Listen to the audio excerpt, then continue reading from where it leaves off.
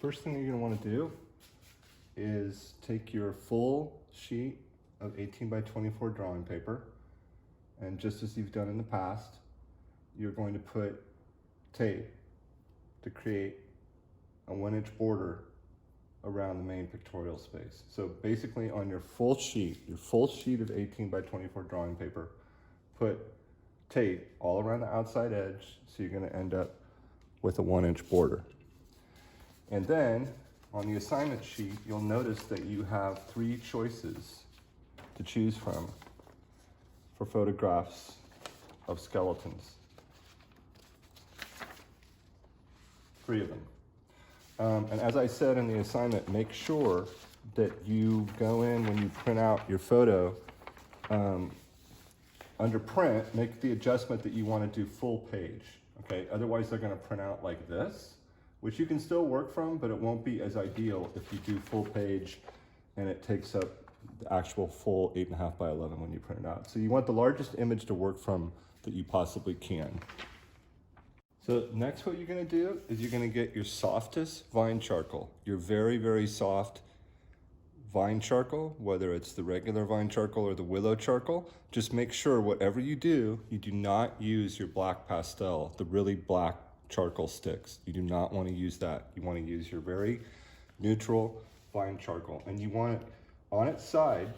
Remember, you want to use it on its side. Don't draw with it like this or go really fast like this. On its side, soften it up as much as you can, and in a circular motion over the entire page. And this is going to take probably about 20 minutes to do.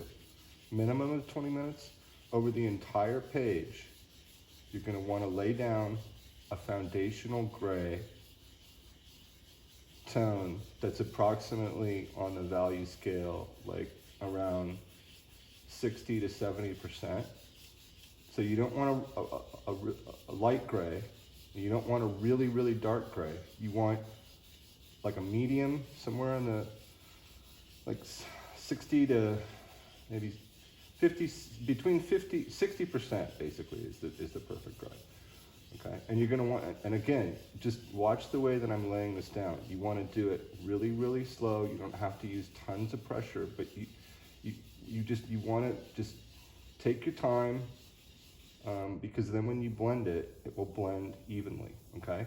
Now, undoubtedly, after you lay down one gray, it might not be dark enough. If that is the case, then you're gonna wanna go back over what you've laid down and then add more gray to it. And again, you're only using your vine charcoal. You are not using your black pastel at all.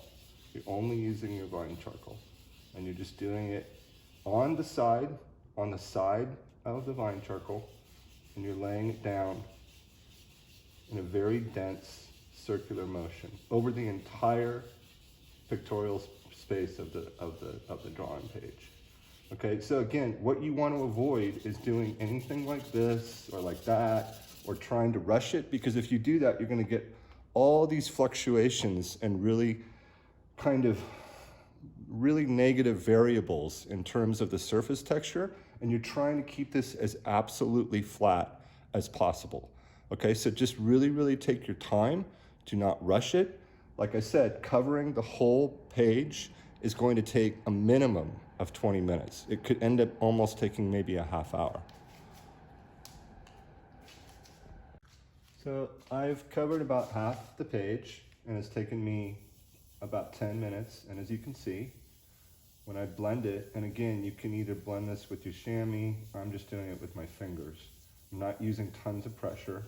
You can see that when I'm blending it in a circular motion, just like the way I laid down the vine charcoal itself, because that will create more fluidity in getting a flatter, kind of uniform surface in terms of the tone. You can also use a tissue paper. If you do use a tissue paper, just don't use a lot of pressure, because it'll have a tendency to lift off more of the vine charcoal, which might make you have to go back and add more.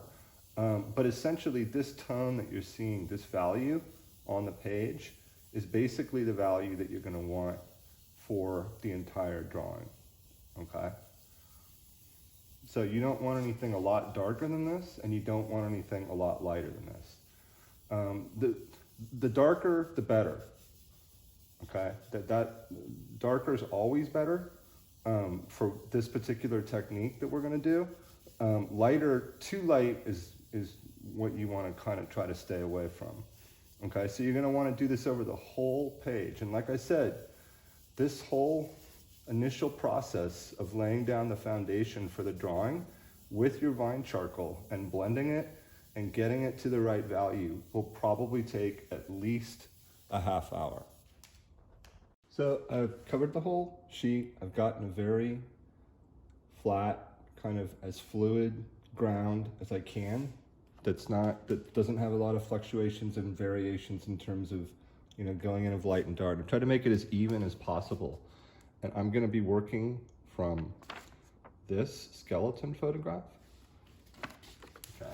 And so because the proportions of the photograph are very similar to my page, then I'm going to want to keep the scale of everything relative to the proportions of this to my drawing. Just like you did when you did the proportional exercises. You're trying to match the proportions of this to the proportions and space of your pictorial area that you're going to be drawing on.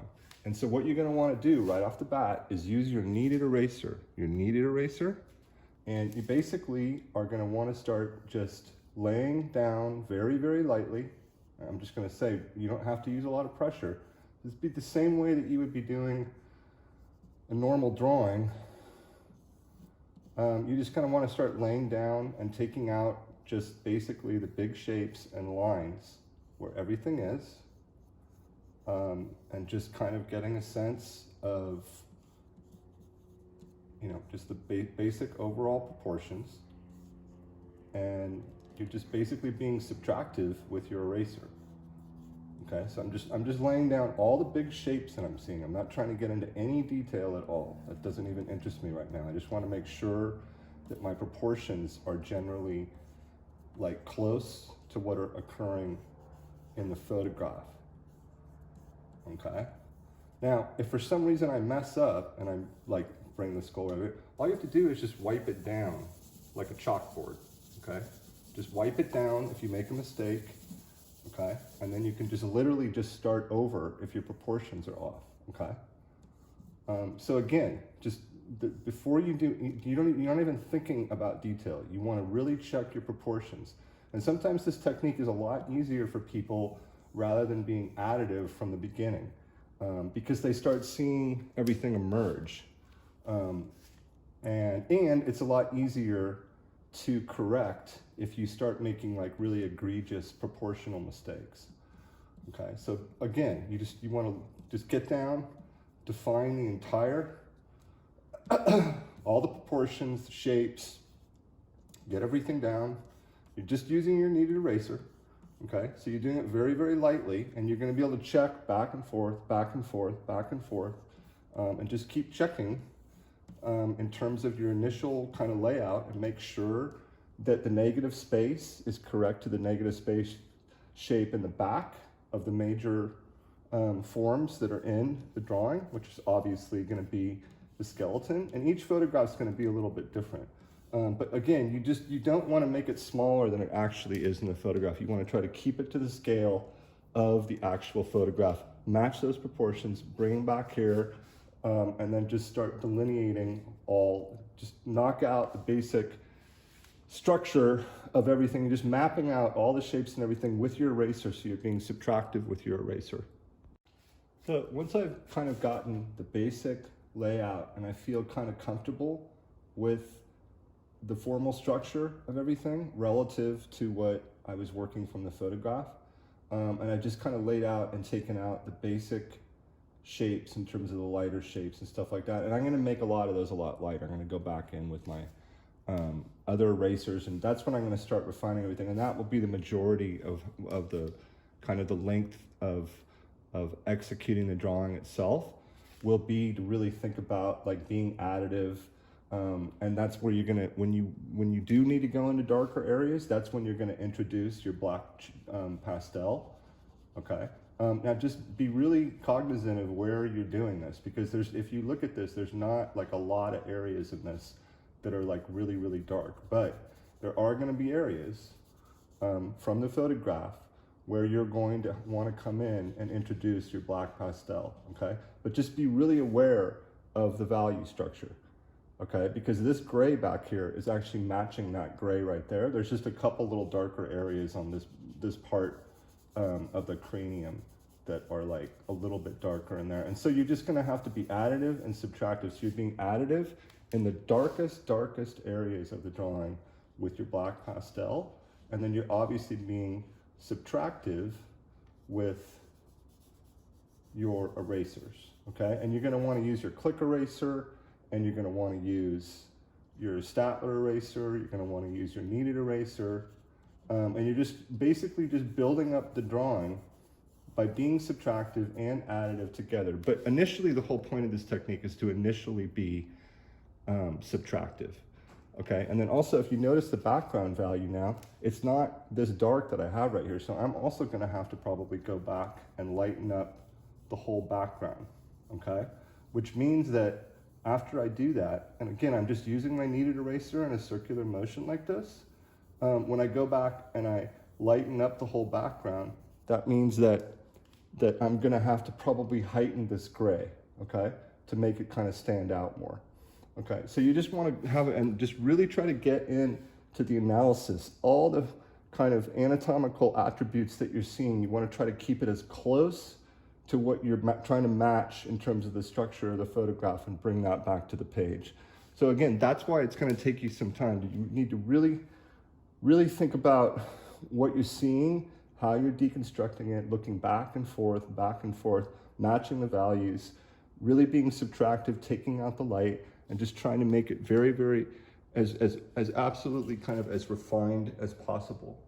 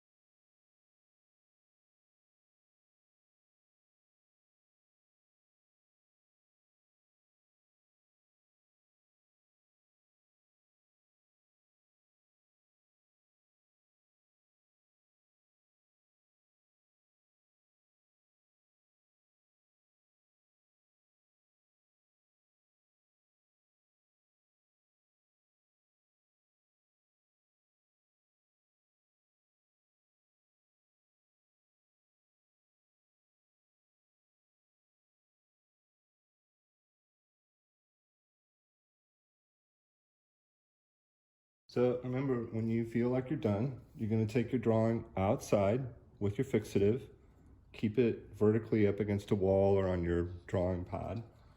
You're going to spray it with your fixative, going down once and going back up once.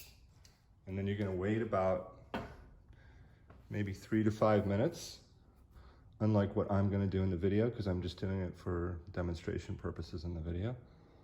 And then you are going to take off the tape on your paper. And if you take it off at an angle, it shouldn't rip as much. If it does rip a little bit, it's not a big deal.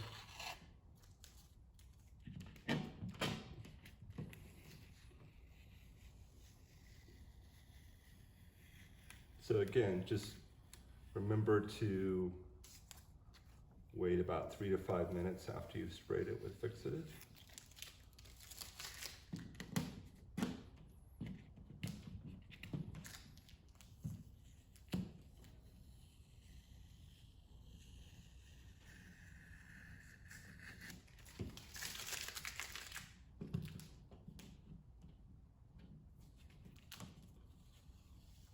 And then you're going to have a very nice new picture plane edge that will make everything look very refined. And then when you're done, you're going to want to put 2 pieces of tape on the back of your drawing